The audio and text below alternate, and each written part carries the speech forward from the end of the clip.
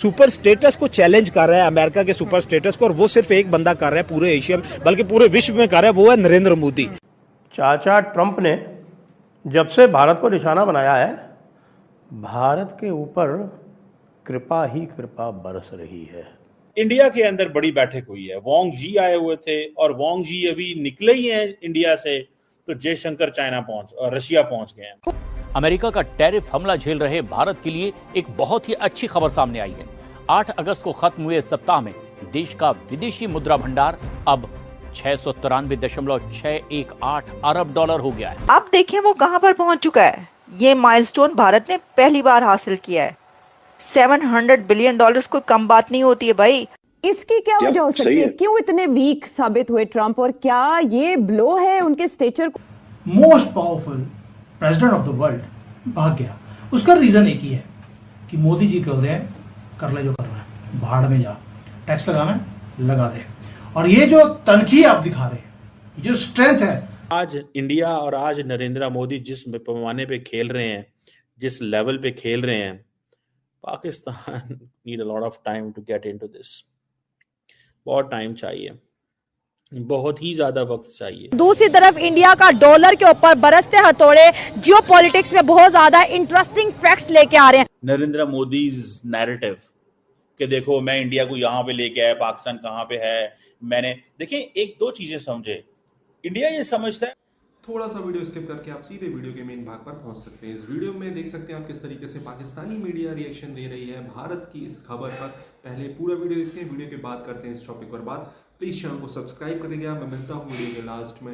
अभी निकले ही हैं इंडिया से, तो जयशंकर रशिया पहुंच गए हैं। भारत जो है उसका चाइना और रशिया की तरफ जाना और उनके फॉरेन मिनिस्टर का आना, प्राइम मिनिस्टर मोदी का एससीओ में जाना चाइना में, क्या ये कुछ मजीद दरवाजे बंद नहीं कर देगा वॉशिंगटन डीसी के? ये क्या इसका अगर ये प्रेशर क्रिएट करने की कोशिश कर रहे हैं? यहाँ जब भारत ने पलटकर अमेरिका को जवाब दिया है और भारत ने सीधे सीधे कह दिया कि जी हम अपनी मर्जी से अपना मुल्क चलाएंगे और हम हरगिज भी जो है वो अमेरिका की बात नहीं सुनेंगे। ये होती है इंडिपेंडेंट फॉरेन पॉलिसी। इसको कहते हैं पलटकर जवाब देना। मेहनत भी बहुत ज्यादा हार्ड वर्क कर रहे हैं वो, और हमें डेली बेसिस पे जो खबरें आती कैसी एग्रीमेंट्स उनके हो रहे हैं, दुनिया में क्या क्या बड़े से बड़ा एग्रीमेंट हो रहा है, प्रोग्रेस जो है वो कमाल की उनकी जा रही है, पीक पर उनकी प्रोग्रेस है इंडिया वालों की। मोदी बोलते हैं ना मैं अपने देश के जो हित की चीज नहीं होगी वो मैं नहीं करने दूंगा। दिक्कत इस बात की है, इन्होंने बोला कि अब चाइना को हम इसकी एंकड़ी निकालना चाहते हैं, आप चाइना से कोई भी सामान मत खरीदिए। हम बोल रहे हैं यार हम वहां से खरीदते हैं, अपने कंट्री में असेंबल करके पूरी दुनिया में एक्सपोर्ट कर रहे हैं, तो हमने पेट से दर्द क्यों होता पे, हम खरीदेंगे। हमने वो भी बना कर दिया। इन्होंने बोला दूध खरीदो, हमने बोला नहीं चाहिए तुम्हारा घटिया दूध, हमारे पास शुद्ध दूध है, आपको चाहिए हम भेज देते हैं, आपके वैसे भी इतना महंगा दूध है, हम भेजेंगे तो सस्ता हो जाएगा। यानी कि हर काम हम उल्टा कर रहे हैं जो डोनाल्ड ट्रंप दुनिया का एम्परर आपको बोल रहा है करने के लिए। सो मजरे जी, ये जो सारा जो आपके मोदी जी जो कर रहे हैं, भाई देखिए है तो मोदी जी आपके, लेकिन खुशी हमें होती है कि योगी जी के आने से पहले मोदी जी ने कुछ ऐसे ट्रेड्स हैं योगी जी वाले जो करने शुरू कर दिए, और इस बात की हमें खुशी भी है, ऐसी बात नहीं है। और आगे जाकर ये टेम्परेचर और इंक्रीज होने।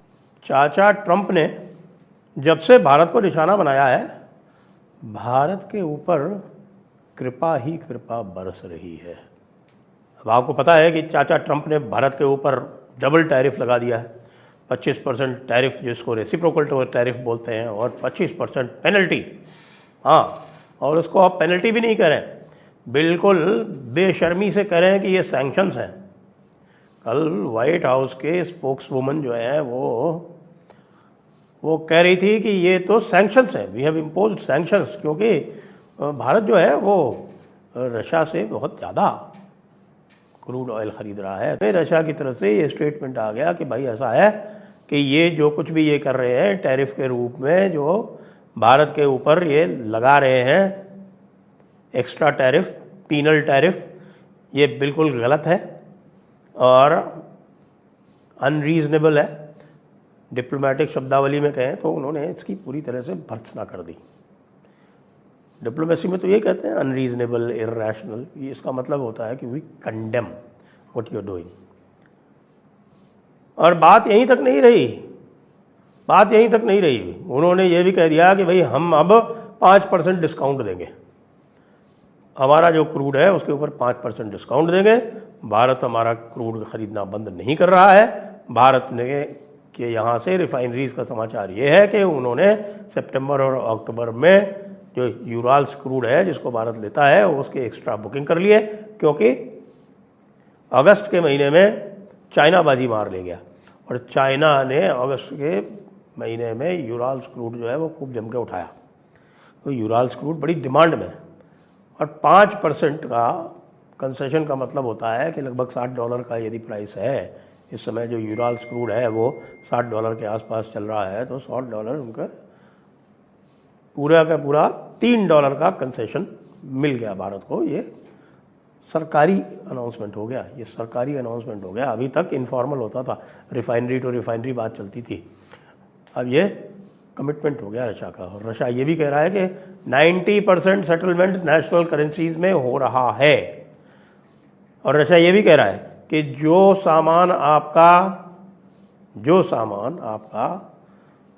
यूएस नहीं जा रहा है वो आप हमको भेज दीजिए।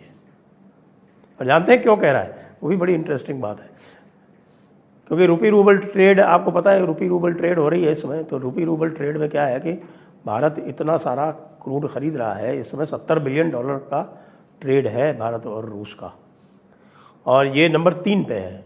यानी नंबर 1 पे अभी तक जो था वो यूएस था, वो डाउन हो जाएगा, उससे थोड़ा कम चाइना था।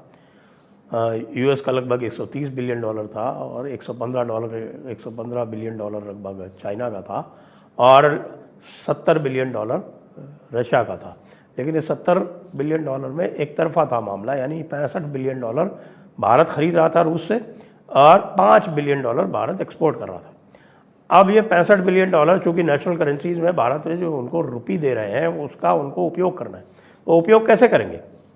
उपयोग करेंगे भारत से इंपोर्ट करके।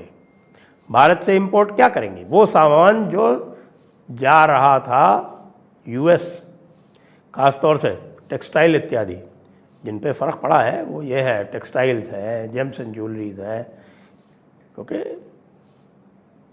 जो पर कैपिटा इनकम है सोवियत यूनियन की वो अच्छी खासी है।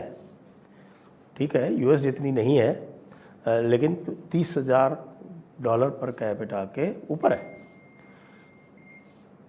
तो इस सब में भाई साहब हमारे जो अंकल साहब हैं उनका क्या होगा? सुपर स्टेटस को चैलेंज कर रहा है, अमेरिका के सुपर स्टेटस को, और वो सिर्फ एक बंदा कर रहा है पूरे एशिया में, बल्कि पूरे विश्व में कर रहा है, वो है नरेंद्र मोदी। और उसे अब खटक रहा है नरेंद्र। अब तो वो डोनाल्ड ट्रंप इस सिचुएशन पे आ चुका है, वो कहता है कि भारतीय जनता पार्टी में से कोई भी आ जाए, लेकिन नरेंद्र मोदी से मेरी जान छुड़ाओ। हाँ, लेकिन नहीं हो सकता ना। मेरी बात सुनिए, इंडिया के लिए ये मैं कहती हूँ बिग विन है, ये विन विन पोजीशन है कि वो अमेरिकन ब्लॉक से ओपनली निकल रहे हैं और कह रहे हैं कि we are ready. Narendra Modi को अगर आप लोग देखें तो वो एक इमर्जिंग लीडर है। हाँ। सिर्फ इंडिया का नहीं है, पूरी दुनिया में उसे माना जाता है, क्योंकि वो एक मिडिल क्लास तबके से उठ के वो लीडरशिप पे आया और वो सत्ता में पहुंचा है। 4 टर्म के लिए पक्के हैं जनाब। पॉपुलैरिटी इतनी बढ़ गई, मैं आज ट्वीट्स देख रही थी भाई, #मोदी चल रहा है। यकीनन अप्रिशिएट करूंगी पीएम मोदी की गवर्नमेंट को कि उन्होंने बहुत जबरदस्त तरीके से जवाब दिया है, और यही होना भी चाहिए था। उसकी रीजन यही है कि अगर आप दबते जाएंगे तो दूसरा तो आपको डराता चला जाएगा। और किस लिए भाई? आपकी जब आपके पास $4 ट्रिलियन की इकोनॉमी हो, जब आप इंडिपेंडेंट फॉरेन पॉलिसी लेकर चल रहे हैं, आपके साथ आपके लोग खड़े हैं, तो आपको फिर अमेरिका की बात सुनने की क्या जरूरत है? ये और बातें कि डोनाल्ड ट्रंप आजकल पाकिस्तान की वाह प्रोडक्शन बने हुए हैं और वो भारत के पीछे हाथ धोकर पड़ गए। मैंने ये बात पहले भी कही थी और मैंने अपने 2 शोज में जिक्र भी किया है कि जो हमारे पास भारत से भी जो गेस्ट आए उनसे भी मैंने कहा था कि जिस तरह से भारत की इंडिपेंडेंट फॉरेन पॉलिसी चल रही है, जिस तरह से भारत आगे बढ़ रहा है, ये बात हरगिज अमेरिका को अच्छी नहीं लगेगी। अमेरिका ये जरूर चाहेगा कि भारत आगे बढ़े, मगर इतना आगे ना बढ़े कि जिसपे कि भारत पलटकर उसको जवाब दे सके या भारत पलटकर अमेरिका को आंखें दिखा सके। लेकिन आज वही हो रहा है और डेफिनेटली ये वही बात है कि जो कि अमेरिका को पसंद नहीं आ रही और इसीलिए वो भारत को परेशान करने के लिए, लेट डाउन करने के लिए इस किस्म की हरकतें और इस किस्म की बातें की जा रही हैं। लेकिन बहरहाल इस वक्त एक बहुत जबरदस्त तरीके से भारत ने पलटकर जवाब दिया है और इसमें पाकिस्तान के सीखने को बहुत कुछ है। इंडिया जो 20 साल से या 10 साल से किसी के साथ काम कर रहा है, बना ये 2005 के बाद इंडिया, उससे पहले इंडिया की इकॉनमी इतनी स्ट्रांग नहीं थी। तो ये जो 20 साल इसने मेहनत की है ना, ये एक जंग लड़के और बेइज्जती करा के ये डाउनफॉल पे चला गया। अब इसको टाइम लगेगा। अब ये आखिरी इलेक्शन है इसका, मोदी साहब का। वो जो प्रेसिडेंट ट्रम्प है उनका जो पलड़ा एक तरफ जो है वो आपको झुका हुआ नज़र आ रहा है पाकिस्तान की तरफ, और दूसरी तरफ जो इंडिया है उससे जो है वो रूठे में, यानी ये कि टैरिफ लगाएं और भी टैरिफ लगाने की धमकियां दे रहे हैं और हालात उनके रिलेशंस बड़े ख़राब हो चुके हैं। लेकिन इसका मतलब ये नहीं है कि नेक्स्ट भी वो रहे। इसकी वजह क्या है? आगे बदल सकते हैं हालात। क्यों?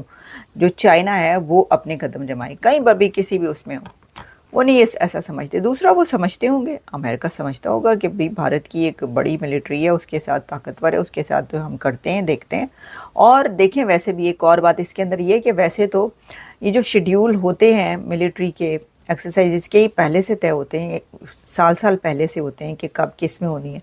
तो क्योंकि ये एक बहुत बड़ी एक्सरसाइज होना होती है तो इसको कॉल्ड ऑफ नहीं किया जाता। ट्रेड टॉक्स तो आपको पता है, डेलीगेशन कभी भी चला जाएगा 2-4 लोगों का, वो और बात है। लेकिन जो मेरा ख्याल है, मेरा अपना ये भी ख्याल है कि मिलिट्री एक्सरसाइज जो उसके लिए जो इंतज़ामात करने होते हैं वो अपने, उनका एक लेवल होता है, वो इस तरीके से आप उसको कॉल्ड ऑफ नहीं कर सकते। शायद ये भी वजह हो सकता है।